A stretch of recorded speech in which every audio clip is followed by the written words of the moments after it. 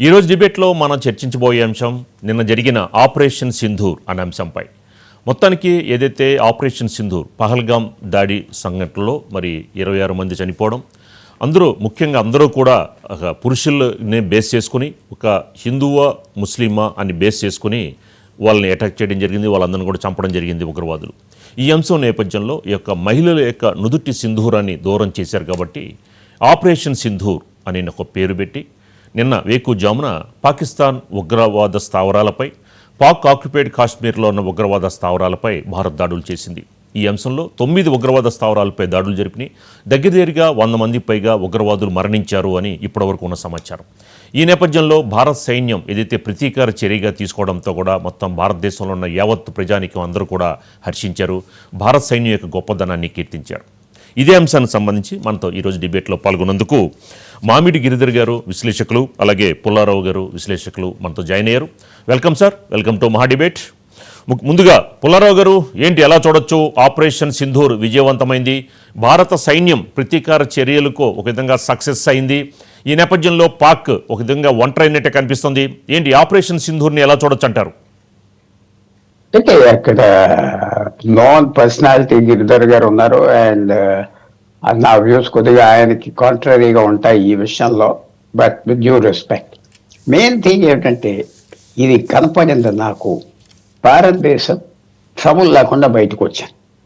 Trouble లేకుండా చక్కగా diplomacy ద్వారా చేసుకుని వచ్చాను.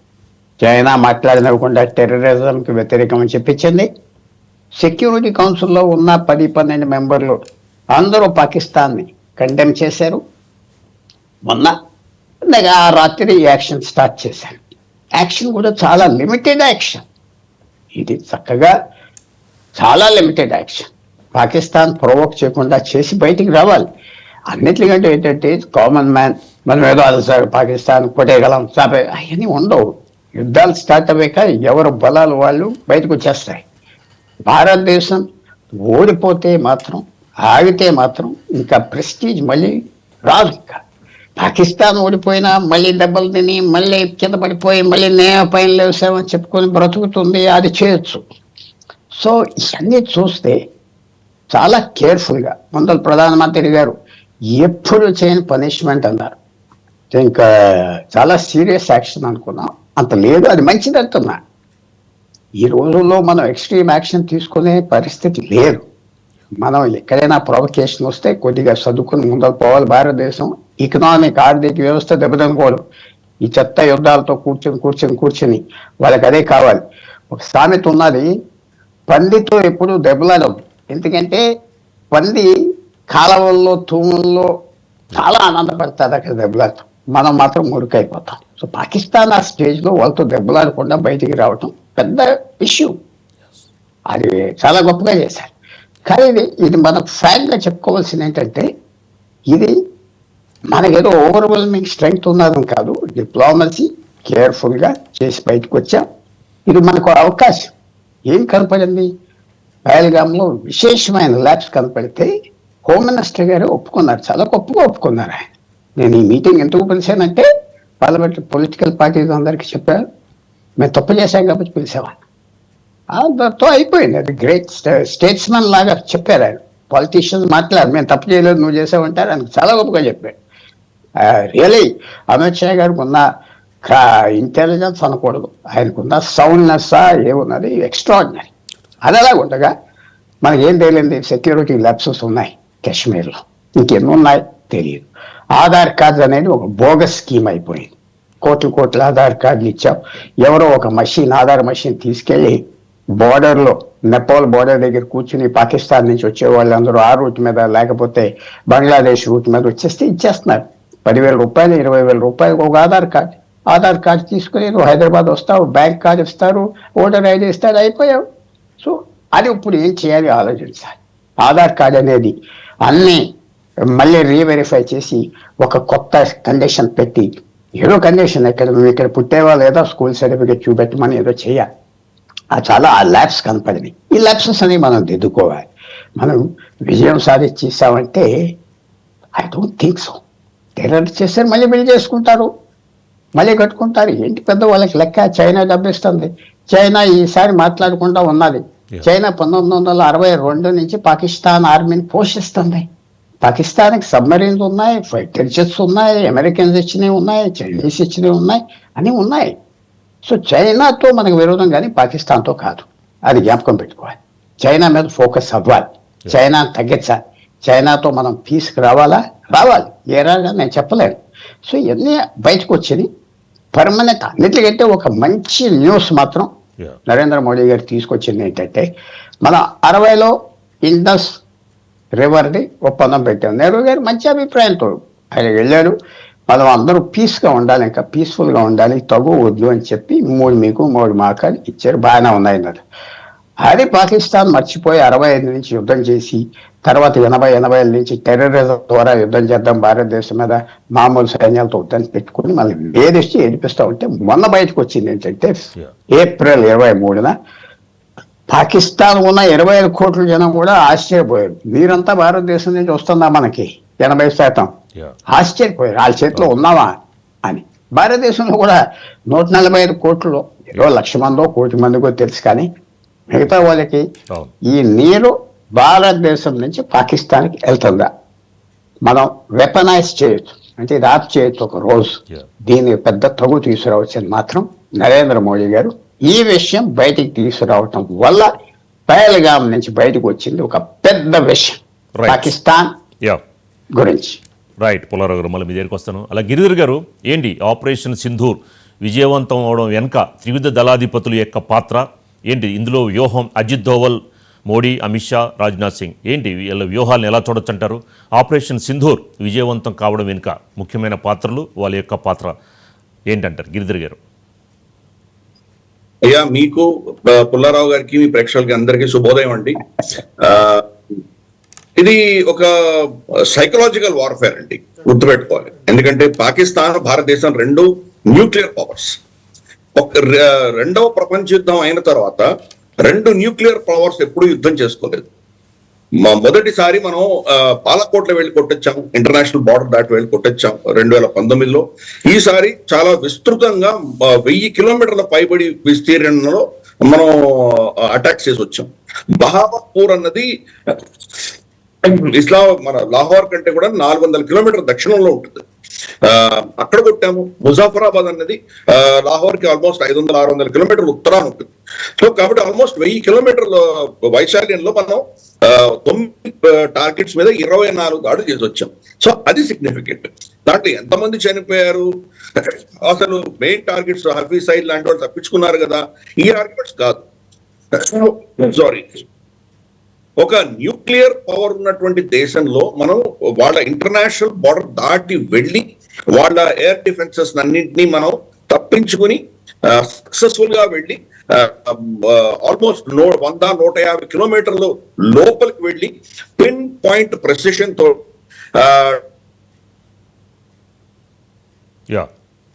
సక్సెస్ఫుల్ గా సేఫ్ గా మళ్ళీ తిరిగి రావడం అన్నదే మనకు పెద్ద విజయం. ఆ దృష్టిలో చూడాలి. రెండవది, దీనిని మోదీ గారు ఎప్పుడైతే త్రివిధ దళాలకి ఫ్రీ హ్యాండ్ ఇచ్చారో, వాళ్ళు చాలా ఆప్షన్స్ తీసుకొచ్చి ఆయన టేబుల్ మీద పెట్టారు. దీంట్లో కూడా మనం ఏంటంటే ఎస్కలేషన్ ల్యాడర్ అని ఉంటుంది. మొదటి రోజే మనం న్యూక్లియర్ బాంబ్ అటాక్ చేయం, మనం క్రమేపీ దాన్ని పెంచుకుంటూ పోతాం. ఫస్ట్ టార్గెట్ మనం ఏం చేసామంటే వీటిని అన్ని టేక్ ఓవర్ చేసాం. ఎవరిని? ఈ యొక్క నో టెర్రరిస్ట్ అందరికి తెలిసినటువంటి టెర్రరిస్ట్ లాంచ్ ప్యాడ్స్ కానీ, వాళ్ళ ట్రైనింగ్ క్యాంప్స్ కానీ, వాళ్ళ సూసైడ్ బాంబర్స్ ఎక్కడైతే కూర్చున్నారో అవి కానీ, వీటన్నింటి మనం టార్గెట్ చేసాం. అఫ్ కోర్స్ పాకిస్తాన్ ఇంత మనం బెదిరిస్తున్నాం కాబట్టి ఎప్పుడో దాడి చేస్తారని తెలిసి వాళ్ళకి కావాల్సిన వాళ్ళందరినీ అక్కడి నుంచి తరలించి ఎక్కడో దూరంగా ఎక్కడో దాచిపెట్టారు వాళ్ళని.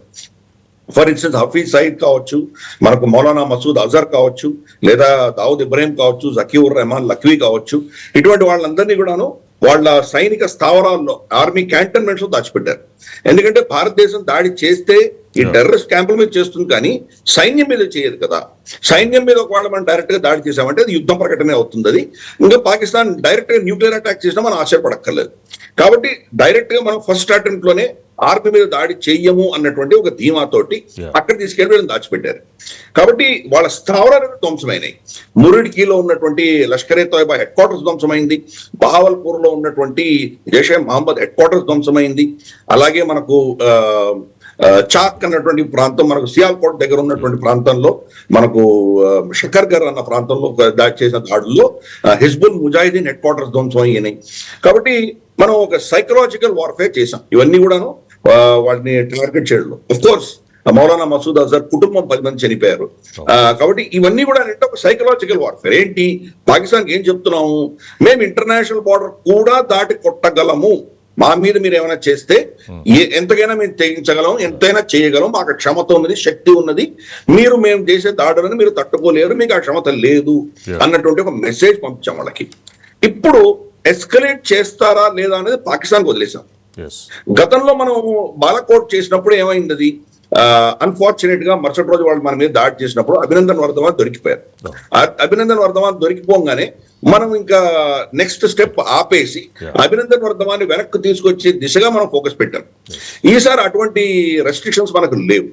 ఇప్పుడు కనుక వాళ్ళు మన మీద ఏదైనా దాడి చేసి మనకు కొంత నష్టం జరిగిందంటే ఆ నష్టం గురించి మనం వరి అవ్వట్లేదు. ఇప్పుడు బహుశా మనం కొంతమంది సైనికులు దొరకడము, లేదా మన ఎయిర్ క్రాఫ్ట్ లేదా కూల్చేయడము, లేదా వాళ్ళు మన ప్రజలు ఉన్నటువంటి మనుషులు ఉన్నటువంటి ప్రాంతాల్లో వాడు ఏమైనా దాడులు చేస్తే వీటికి ఇప్పుడు బెదరట్లేదు మనం. వాళ్ళు మన మీద తిరుగుదాడి చేస్తే దానికి ప్రతీకారంకి ఆల్రెడీ మనం ప్లాన్ రెడీగా పెట్టుకున్నాం. ఆపరేషన్ సింధూర్ అనేది ఇప్పుడు అయిపోలేదు, దానికి ఇంకా నెక్స్ట్ స్టేజెస్ కూడా రెడీగా ఉన్నాం మనం. వాళ్ళ రిటాలియేషన్ ఆధారంగా మనం దాన్ని కౌంటర్ అటాక్ కూడా చేయబోతున్నాం మనం. అక్కడైతే టెర్రరిస్ట్ క్యాంప్స్ ఉన్నాయి, మనం టార్గెట్ చేసాం. కానీ మన సైడ్ ఏమున్నాయి వాళ్ళకి టార్గెట్ చేయడానికి? వాళ్ళు ఏంటి, అక్కడే టెర్రరిస్ట్ క్యాంప్స్ లేవు కదా, ఎక్కడ టార్గెట్ చేస్తారు వాళ్ళు? ఏదో సైనికుల స్థావరాల మీద అయినా టార్గెట్ చేయొచ్చు, లేదా ప్రజలు మామూలు సివిలియన్స్ ఉన్నటువంటి ఏరియాస్ అయినా టార్గెట్ చేయొచ్చు. మూడోది మన ఇన్ఫ్రాస్ట్రక్చర్ మీద టార్గెట్ చేయొచ్చు. ఫర్ ఇన్స్టెన్స్ జమ్మూ కాశ్మీర్ లో ఉన్నటువంటి డ్యామ్ల మీద టార్గెట్ చేయొచ్చు వాళ్ళు.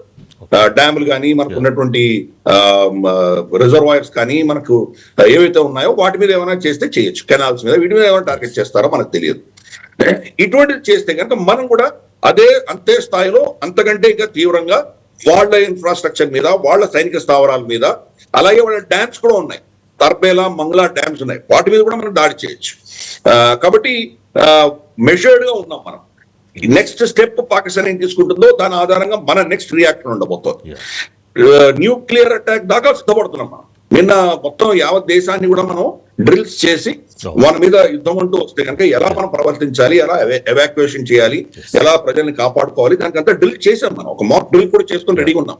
అంటే మనం పాకిస్తాన్కి సందేశం పంపిస్తున్నాం, మేము న్యూక్లియర్ అటాక్ కూడా సిద్ధంగా ఉన్నామని చెప్తున్నాం. కాబట్టి నీ చేతులు ఇక్కడ ఆపేస్తావా నీ ఇష్టం, ఆపలేదా మేము సిద్ధంగా ఉన్నాం అన్నటువంటి మెసేజ్ మనం ఇచ్చాం. కాబట్టి క్యాలిబ్రేట్, ఇది ఫస్ట్ స్టెప్ మనం తీసుకున్నాం. ఇప్పుడు మరి పాకిస్తాన్ చేతిలో ఉంది, నెక్స్ట్ స్టెప్ వాళ్ళు వెళ్తారా, ఇక్కడ ఆగిపోతారా, వాళ్ళ చేతిలో ఉంది. రైట్. నెక్స్ట్ పుల్లారావు గారు, మరి ఇప్పటికైనా పాకిస్తాన్ని ఒక టెర్రరిస్ట్ కంట్రీగా అంటే ఫోకస్ చేసే విధంగా భారత్ ఏదైతే పాకిస్తాన్ అనేది ఉగ్రవాదాన్ని పెంచి పోషిస్తోంది, ఈ అంశం నేపథ్యంలో భారత్ ఒక విధంగా ప్రపంచం దృష్టిలో ఒక పాకిస్తాన్ టెర్రరిస్ట్ కంట్రీగా ఫోకస్ చేసినట్లు విషయంలో ఒక విధంగా సక్సెస్ అయింది అనుకోవచ్చా? ఎలా చూడొచ్చు అంటారు?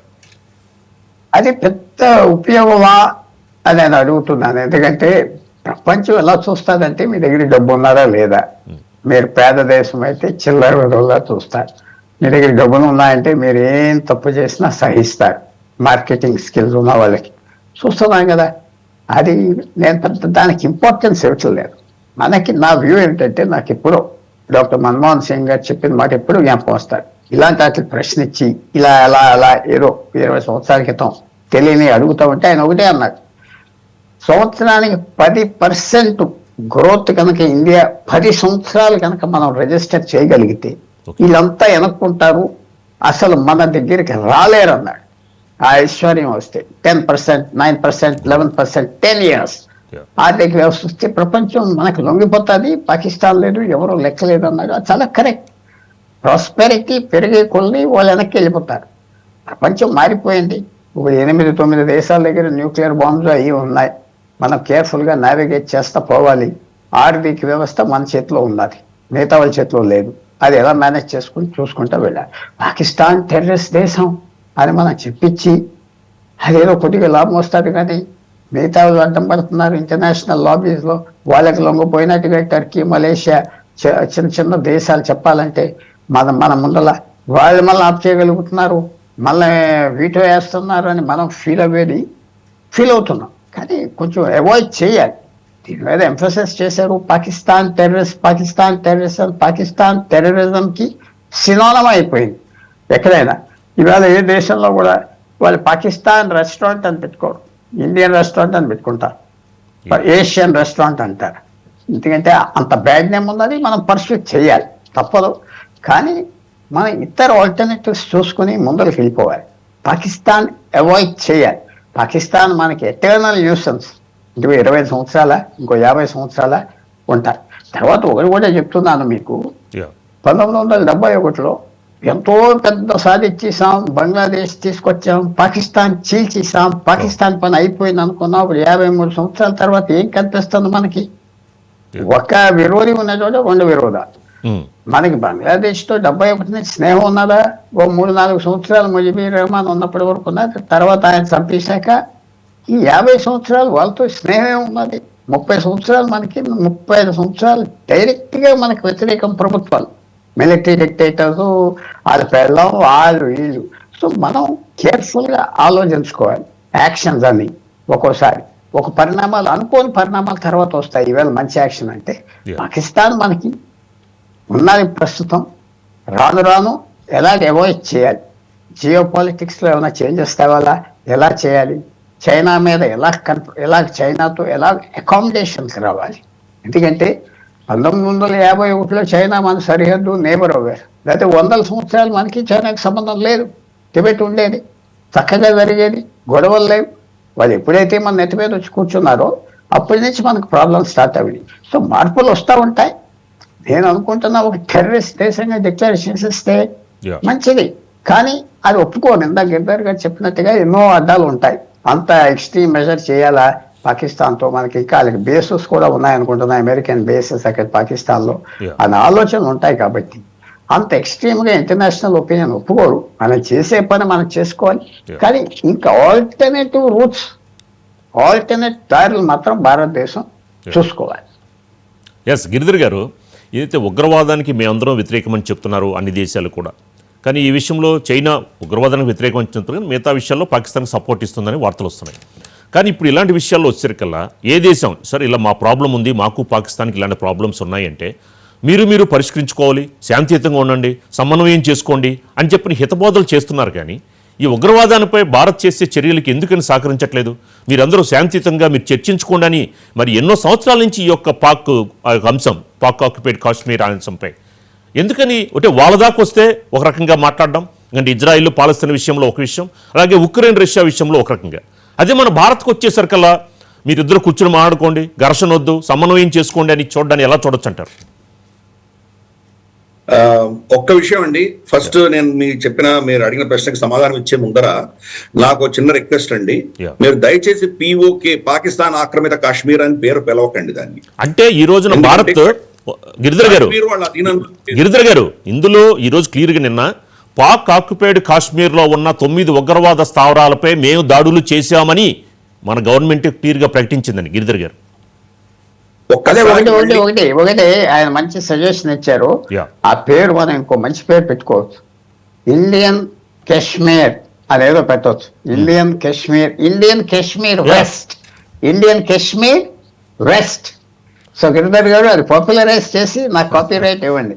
ఇండియన్ కాశ్మీర్ వెస్ట్ బాగున్నది కదా? అది కూడా చెప్తాను నేను.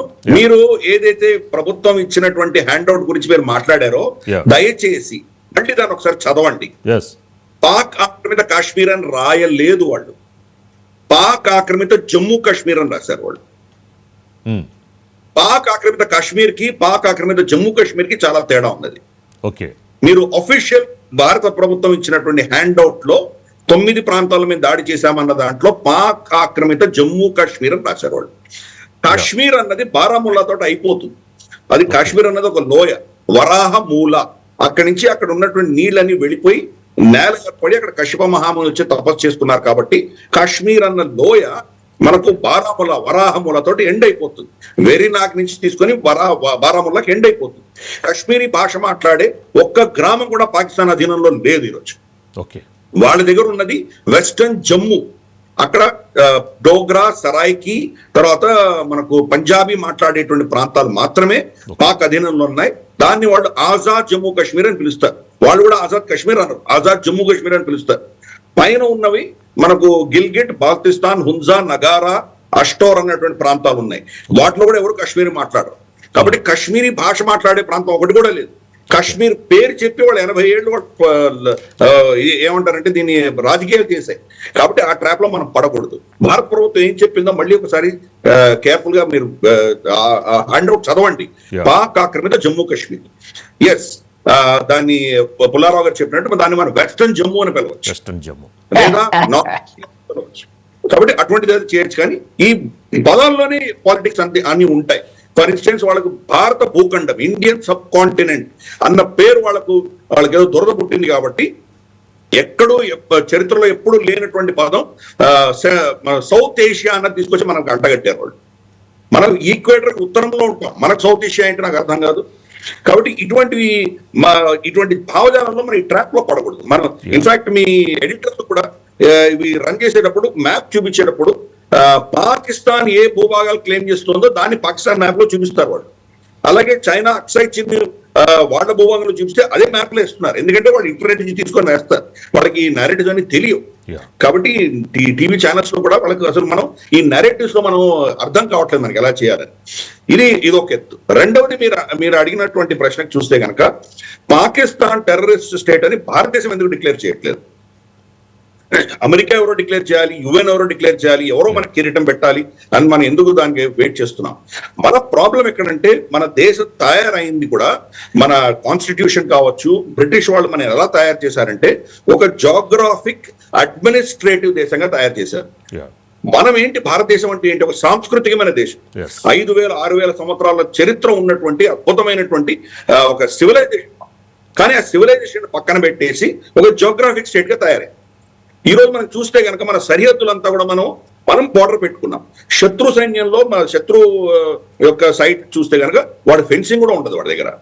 మనుషులే కనిపించరు. మీరు పాకిస్తాన్ బోర్డర్కి వెళ్ళండి, పాకిస్తాన్ సైన్యం కానీ ఎవరు కనిపించరు మీకు.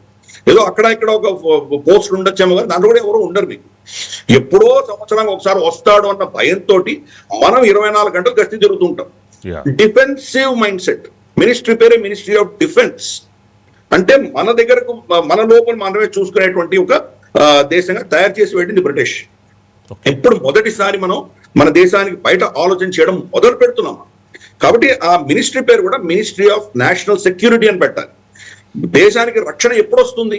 వాడు లోపలికి వస్తే వాడిని కొడతాను అన్నటువంటి భావజానంతో అవనే అవ్వదు. వాడు ఈ రోజు కాకపోతే 10 సార్లు ట్రై చేస్తాడు. 10 సార్లు ట్రై చేసినప్పుడు ఒక్కసారి వస్తే చాలు. వాడు 9 సార్లు ఫెయిల్ అయినా ఒక్కసారి వాడు కొట్టిపోతే చాలు. ఇన్ఫాక్ట్ ఈ పహల్గామ్ లో జరిగిన దాడి కంటే ముందర కనీసం అంటే 10-15 సార్లు మనం వాళ్ళని తిప్పుకొట్టగలిగాం. ఎంతో మందిని బలిదానం ఇచ్చి మనం చాలా ఆపరేషన్స్ చేసి వీళ్ళని ఎలిమినేట్ చేసాం మనం. అయినా ఒక్క అటాక్ తోటి వాడి ఇంత వాడికి కవరేజ్ వచ్చేసింది వాడికి. కాబట్టి 100% మనం గెలవాలి, వాడు 1% గెలిచినా చాలు. ఈ ఈక్వేషన్ లో మనం ఈరోజు ఇరుక్కొని ఉన్నాం. కాబట్టి మనకి ఇటువంటి సమస్యకు పరిష్కారం రావాలంటే ఫస్ట్ మనం సాంస్కృతికమైన దేశం అవ్వాలి. రెండు, మన పేరు జరుగుతున్నటువంటి ఒక సాంస్కృతికమైన యుద్ధాన్ని అడ్మినిస్ట్రేటివ్ గా డీల్ చేయలేరు. మీరు సైన్యాన్ని పంపించేవో లేదా మీరు అడ్మినిస్ట్రేటివ్ గా డీల్ చేయలేరు. సాంస్కృతిక పరమైనటువంటి సాంస్కృతికంగానే డీల్ చేయాలి. అసిమెట్రికల్ వార్ని అసిమెట్రికల్ గానే డీల్ చేయాలి. మీరు హఫీజ్ సయీద్, మనకు మౌలానా మసూద్ అజర్ లాంటి వాళ్ళని మీరు 10 మందిని చంపండి, 100 మందిని పుట్టిస్తారు. వాళ్ళు 1000 మంది జిహాదీలు చంపండి, 1,00,000 మందిని పుట్టిస్తారు. 25 కోట్ల జనాభాలో 1 కోటి మంది మీరు చంపండి, 24 కోట్ల వాళ్ళు చాలు. కాబట్టి ఆ ఆలోచనని, ఆ భావజాలాన్ని, ఐడియాలజీని మీరు టార్గెట్ చేయనంత వరకు, దాని వెనకాల ఉన్నటువంటి ఈ యొక్క డీప్ స్టేట్ ఆఫ్ పాకిస్తాన్ ని మీరు టచ్ చేయనంత వరకు ఎన్ని సర్జికల్ స్ట్రైక్స్ చేసినా మనం మళ్ళీ వాడు పుట్టుకొస్తూనే ఉంటారు. రక్త బీజుల్లో పుట్టుకొని వస్తూనే ఉంటారు. మనం ఊడి సర్జికల్ స్ట్రైక్ ఆగారా, తర్వాత బాలకోట్ చేసాం ఆగారా, ఇప్పుడు ఆపరేషన్ సింధూర్ చేసాం మళ్ళీ ఆగుతారా? 2 సంవత్సరాలు అవుతారు, మళ్ళీ కొడతారు వాళ్ళు. కాబట్టి ఆ భావజాలం, ఐడియాలజీ, దానిని మీరు టార్గెట్ చేయనంత వరకు కూడా మనకు సమస్యకు పరిష్కారం రాదు. పాకిస్తాన్ అన్నది ఒక దేశం కాదు, అది ఒక ఐడియాలజీ. ఆ ఐడియాలజీ మీద మనం దెబ్బ కొట్టాలి. అలాగే ప్రతి దేశానికి ఒక సైన్యం ఉంటుంది. పాకిస్తాన్ లో చాలా భిన్నంగా సైన్యానికి ఒక దేశం ఉంది. వీటిని మీరు టార్గెట్ చేయనంత వరకు ఇప్పుడు కూడా మనం ఇచ్చిన స్టేట్మెంట్ ఏంటి, నాన్ మిలిటరీ టార్గెట్స్ ని కొట్టామంటున్నాం మనం.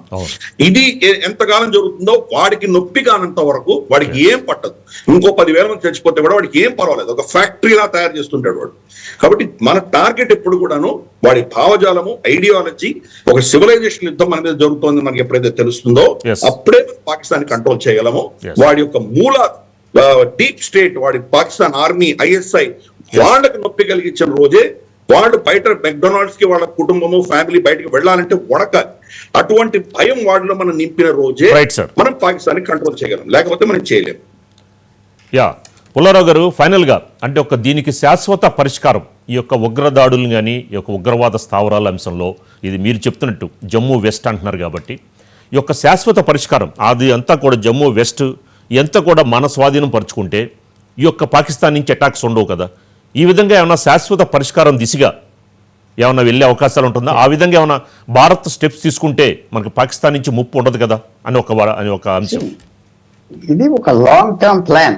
రేపు మనం సైన్యం పంపిస్తే డిఫెన్స్ సఫిషియన్సీ వాళ్ళకు ఉన్నది, తగిన సరిపడతాది. మా ఇంటి మీదకి మీరు దాడి వస్తే నేను కాసుకోగలను, నేను బయటకు వచ్చి మిమ్మల్ని కొట్టలేను. అది కుదరదు. చాలా ఇప్పుడు మీరు వాడు చెప్పినట్టుగా మనం పేర్లు మార్చి వాళ్ళకి ఇరిటేషన్ తేవాలి. జమ్మూ వెస్ట్ అంటాం, మ్యాప్స్ అన్ని తీసేస్తాం, జమ్మూ వెస్ట్ కొత్త పేర్లు పెడతాం, వాళ్ళు మనం మ్యాప్స్ చేస్తాం. అది పెద్ద సైకలాజికల్గా చేయాలి. తర్వాత నా వ్యూ ఏంటంటే, భారతదేశం మనకి బ్రిటిష్ హయాం నుంచి 1931 నుంచి మహాత్మా గాంధీ వచ్చినప్పటి నుంచి ఎరగొట్టేయాలి.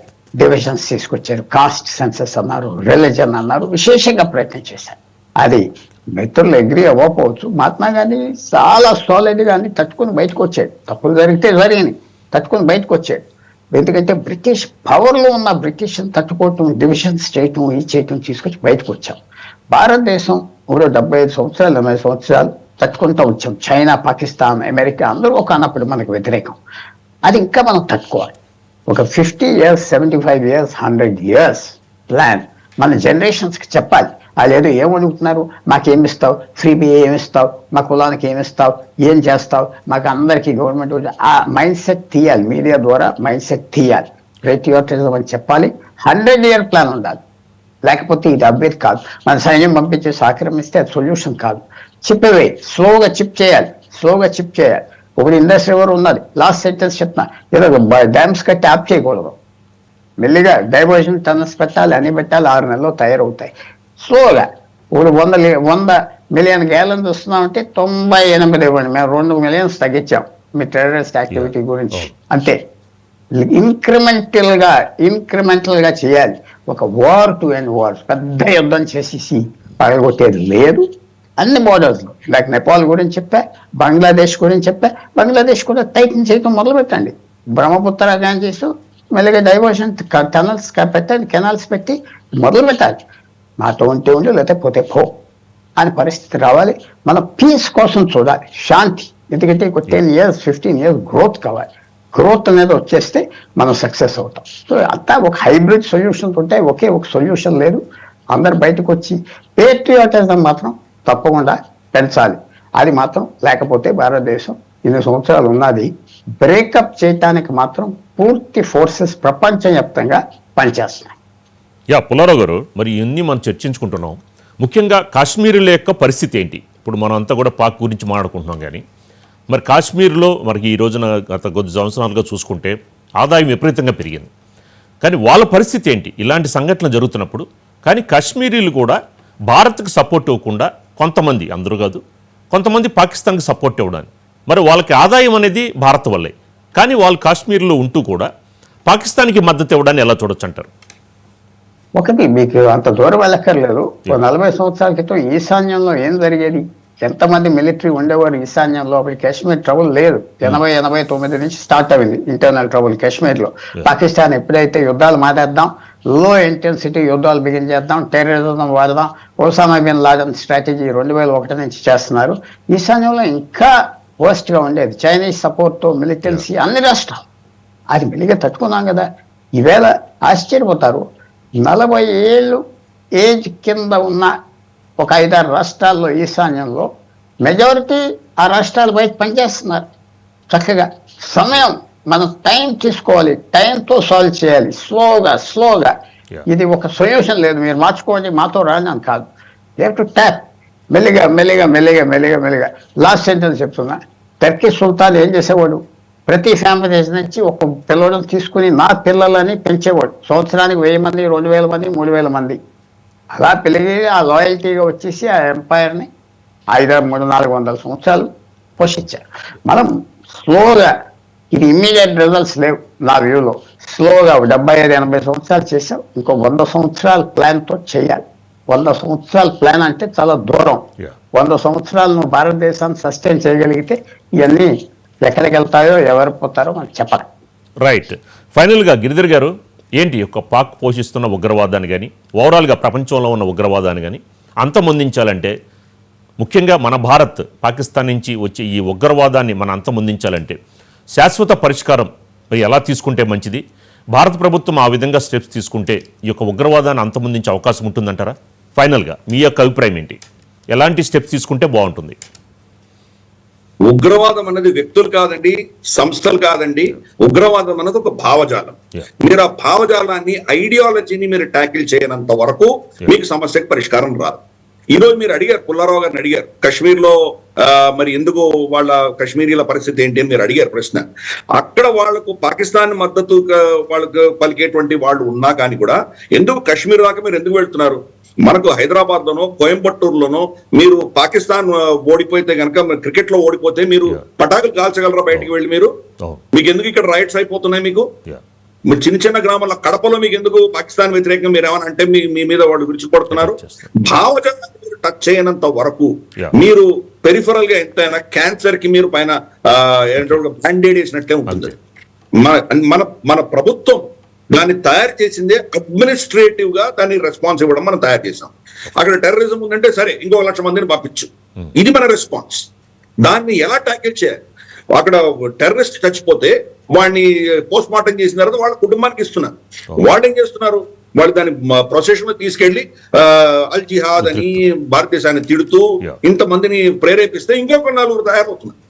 వాళ్ళకి అంతటి గౌరవం ఎందుకు ఇస్తున్నాం మనం? అమెరికా ఏం చేసింది? ఒసామా బిన్ లాదెన్ చంపేసిన తర్వాత తీసుకెళ్లి సముద్రంలో పడేశారు. వీళ్ళని కూడా తీసుకెళ్లి మీరు తగలబెట్టండి. సో కాల్డ్ సెక్యులరిస్ట్ ఏం చెప్తున్నారు? టెర్రరిజానికి మతం లేదంటున్నారు కదా. మరి మతం లేనప్పుడు వాడికి ఒక మౌలవిని పిలిచి వాడి జనాజా చదివి వాడిని ఎందుకు ఖననం చేయాలి? వాడి శరీరాన్ని తగలబెట్టండి. రేపు ఒక్కడు కూడా రాడు అక్కడి నుంచి. వాడు ఎందుకు వస్తున్నాడు? జందత్ లో 72 మంది కన్యలు ఉంటారు, దానికోసం నేను జిహాద్ అవ్వడానికి వస్తున్నాడు. వాడి శరీరం తగలబెడితే వాడికి 72 కన్యలు దొరకరు. వాడికి మనిషి మీరు ₹1,00,00,000 ఇచ్చిన రాడిక్కడికి కూడా సైద్ధాంతిక మీరు దాడి చేయాలి.